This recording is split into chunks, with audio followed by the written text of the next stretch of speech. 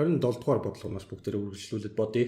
Хэвтэй гүлгэр гадаргуу дээр тус бүр 4 кг ба 8 кг маастай 2 ачааг үл сунах нарийн утсаар голбсон байна. Эдгээрийн завсар деформацлагдсан бүршийг байрлуулсан утсыг таслахад 4 кг маастай ачаа 5 м/сек хурдтай хөдөлсөн бол 8 кг маастай ачааны хурдыг олоо. Утсыг таслахаас өмнө хоёулаа тэг хурдтай байсан. Тийм учраас анхны хөдөлгөөний тоо хэмжээ нь 4-д нэмэх нь 8. Тэнцүү тэг байх нь ойлгомжтой. Дараа нь яасан бэ гэхээр дараа нь утсыг таслахад 4 кг маастай зүүн гар тийшээгээ 5 м/сек хурдтай хөдөлсөн бол энэний хурдыг бүгдээр олох нь байна. За бичиж дараа нь хасах 4-ийг үржих нь 5. Яагаад хасах? Хасах гэж үзэж байгаа чиглэлд. Нэмэх нь 8-ыг үржих нь v. Ингээд энийг p1 гээ. p1-ийг нь p2-той тэнцэж явах хэрэгтэй. Өөрөөр хэлбэл утсыг таслахаас өмнөх тэр хөдөлгөөний тоо хэмжээ нь таслсны дараах хөдөлгөөний тоо хэмжээтэйгээ тэнцэж явах учиртай. Тэг тэнцүү 20 хасах нэмэх нь 8v эндээс бичиж. Ингээд 8v 20v гэдэг бол 20-ыг 8 тугаснаа тэнцэх нэ. За энэ хэд гарах вэ? 4 баруун 2.5 гарах нь. Метр секунд. Энэний хурдыг олчлоо. Ачаа тус бүрийн кинетик энергийг олъё бүгдээрээ. 2-1 4 кг маастай ачаа. 4-ийг үржих нь хурд нь 5 25. Ингээд нойр хураагдаад 50 жоол болох нь байна. Нөгөөх нь 2-1 8 кг маастай 2.5-ийн квадрат 625 гарна. За энийг үржүүлэхэд гарах нь 5 2 1 25 жоол гарах нэ. 28 дугаар бодлого 20 м/сек хурдтай хөдлөх 2 кг маастай бие 50 байсан. 3 кг маастай өөр биетэй төвийн харамхаа бус мөргөлдөжээ. Кинетик энерги алдагджээ. Мөргөлдөөний дараах биесийн хурдыг олооч гэсэн байна. Энэ болохоор А бит гэдээ үзчихээ бүгдээрээ Б бит А-гийн массыг түүний хурдаар үржүүлсэн нь нэмэх нь Б битийг байгаа. Тэнцэх ёстой. За дараа нь энэ хоёр хоорондоо нийлээд хөдөлсөн байна. Тэгэхээр А-гийн масс дээр Б-гийн массыг нэмээд ерөнхий хурдаар нь үржүүлээд өгчнө. За ерөнхий хурд нь тэгвэл энэ дээрээс А-гийн массыг нийлбэр масс тугаад А-гийн хурдаар нь үржүүлсэнтэй тэнцүү байх нэ. За энэ хэд болох вэ? А-гийн масс нь 2 байсан. 2 хуваах нь 2 дээр нэмэх нь 3 үржих нь 20 м/сек хурдтай явж ирсэн. Энэ ингээд 5 4 2 4-ийн 8 м/сек хурдтай хамтдаа цааш хөдлөх нэ. 29 дугаар бодлого 4 м/сек хурдтай хөдлөх 2 кг маастай бие түүнтэй ижил чиглэлд 2 м/сек хурдтай хөдлөх 2 кг маастай өөр биетэй төвийн харамхаа бус мөргөлдөөний дараах биесийн хурдыг бүгдээр олох нь байна. За би шууд бичээд явуучаар ойлгох болов. 2-ыг үржих нь 4, нэмэх нь 3-ыг үржих нь 2. Тэнцүү 2 дээр нэмэх нь 3, үржих нь мөргөлдөөний дараах хамт хөдөлж байгаа тэр хурд. U тэнцүү 8 6 14 хуваах нь 5 2.8 м/сек. 30 дугаар бодлогыг бодъё бүгдээрээ. К ба Л үрлүүд угталцсан ижил 10 м/сек хурдтай хөдлөн үрлүүд төвийн харамхаа бус мөргөлдсөн бол мөргөлдөөний дараах биесийн хурдыг дараах нөхцлүүдэд тооцоолоо гэсэн байна. Шууд ингэ бичиж.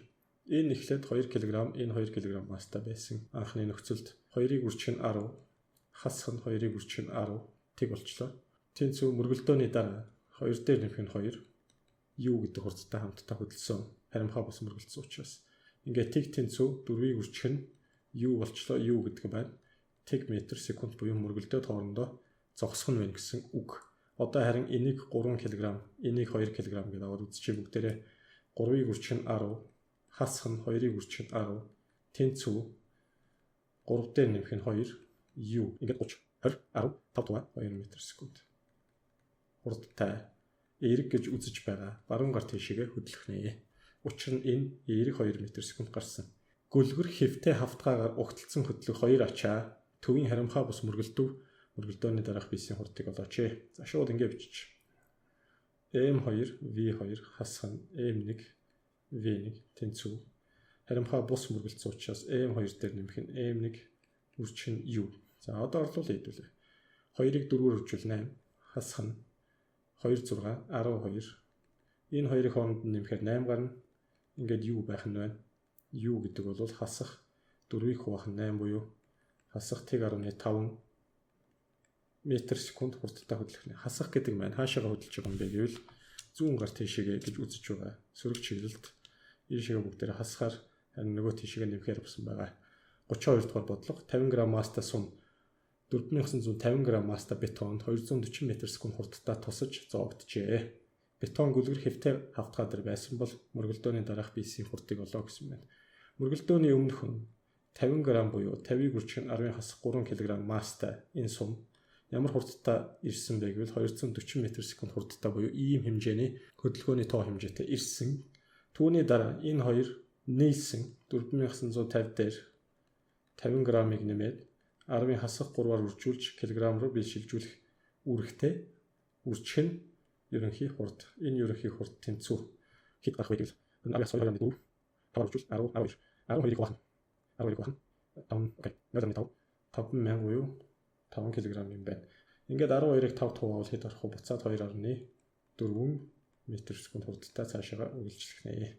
33 дугаар бодлого хэвтэй гүлгэр хавтгаа дээр хөдлөх 3 бие нэгэн зэрэг харимхаа бус мөргөлдөжээ. Энэ ууг нь хасчээ.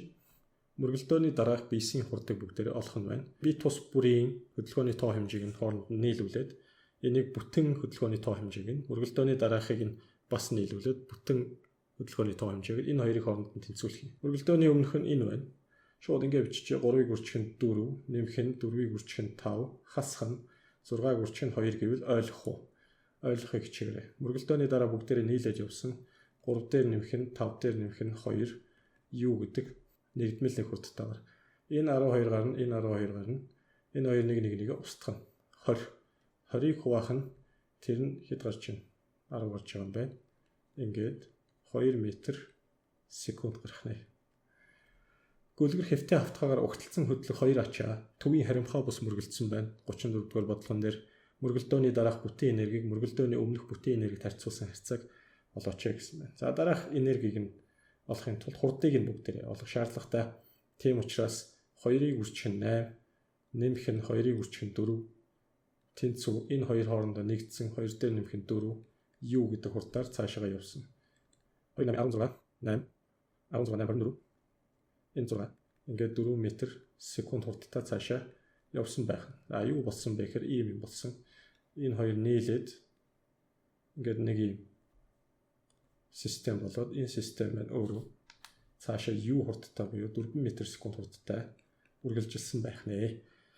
Эхний мөргөлдөхөөс өмнөх кинетик энерги нийлбэрийг олъё түүнийг E1 гэж бүгдээрээ. За энэ дээр 2-1 мөргөлдөхөөс өмнөх эхний масс нь 2 кг, түүний хурд нь 8 байсан. 8 64 нэмэх нь 2-1 дахиад 2 дахь масс нь 4 кг, түүний хурд нь 2 байсан. 2 4. Энэ дээрээс 64 28 72 жоул гарах нь. Мөргөлцсөний дараа яах вэ? Мөргөлцсөний дараа 2-1 масс нь нэгдсэн тэр нь 6 кг нэгдээд 4 м/сек хурдтай хөдөлсөн 4 4-ийн 16. Ингээд энэ дээрс 3 48 жоул гарах нь байна. Мөргөлдөөний дараахыг өмнөхд нь хуваана. Тийм учраас E2-ыг бүгдээрээ E1-т хуваая. 48-ыг хуваах нь 72. Энэ хэдэд хуваагдах вэ? Энэ 8-д хуваагдах нь байна. Дээрээ 6, доороо 9 дахиад 3-т хуваагдана. 3-ны 2 гэсэн хариу гарах нэ. 35 дугаар бодлогыг бодъё. Утсанд дүүжилсэн 1980 г мастай бортхонд 20 г мастай сум тусаж шигдсэн байна.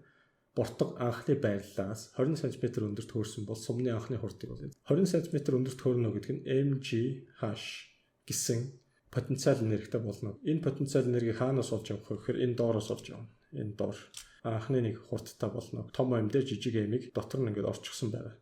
Энэ анхны хурдаараа буюу кинетик энерги нь хаашаа шилжсэн бэ гэвэл потенциал энергид хувирсан байна. Энэ хоёрын нийлбэрийг бүгдээрээ m гэж сум болон бортгоны одоо нийлбэр массыг m-ээр тэмдэглэв. Тэр нь 2-1 m v квадраттай тэнцэх ёстой. Энэ нэгдүгээрх энерги нь энэ дэрхэд 2 энергитэй болно. Энэ нэгдүгээрх энерги нь энэ хоёрдугаар энерги нэ гэд бодчих бүгдээрээ.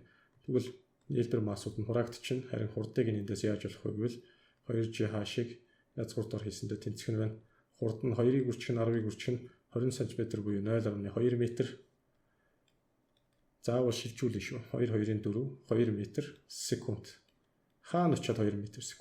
Яг сум зоогдоод тэр бортогтой цуг тэр доороос 2 м/сек анхны хурдтай хөдөлсөн гэдээ ойлгочих. Тэгвэл сумны масс нь m' гээ бүгдээрээ бортгоны массыг m гээ. Тэр нь v гэдэг хурдтай хөдөлж байгаа. Энэ систем нь өөрөө ийм хөдөлгөөний тоо хэмжээтэй болсон гэсэн үг. Энэ хөдөлгөөний тоо хэмжээ хаанаас гарч ирэх вэ гэвэл сумнаас үүдэлтэй. Сумныхыг бүгдээрээ m' масс гэсэн үрчгэн сумны өөрийнх нь хурд. Сумны хурдыг бүгдээрээ u гэж. Окей.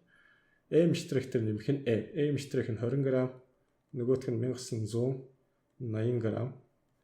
Үрчгэн 10-ын хасах 3 зэрэг кг. Үрчгэн хурд нь 2 м/сек. Сум 20-ийг үрчгэн 10-ын хасах 3 кг масстай сумны анхны хурд. Энэ 2000 болно 2 кг, 2 4. Энэ 2-ийг үрчгэн 10-ын хасах 2 u. Ингээд 2-ыг хуваах нь 10-ын хасах 2 зэрэг буюу 200 м/сек болох нэ.